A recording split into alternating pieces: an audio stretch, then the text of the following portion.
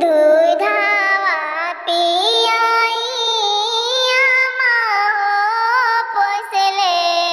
रहलू मछलिया ऐसन पापा बेची दिहले मछलिया जैसे पापा बेची दिहले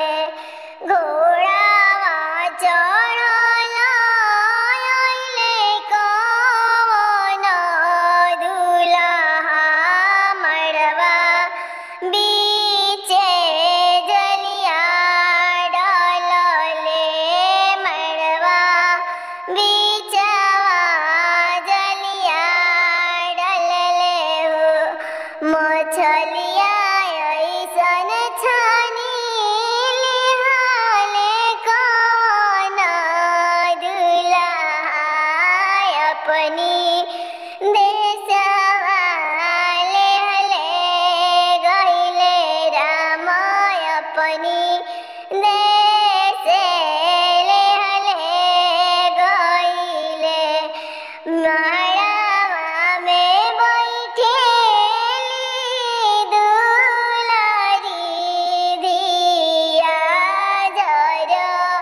झर नयनवा बहे राम झर झर नयनवा बहे दूधावा पियाई चाची हो पोसले रहलू मछलिया जैसे चाचा तेजी दिहले मछलिया जैसे चाचा बेची दिहले दूध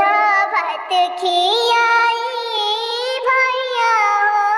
पोसले रहल मछलिया जैसे पापा बेची दिहनी मछलिया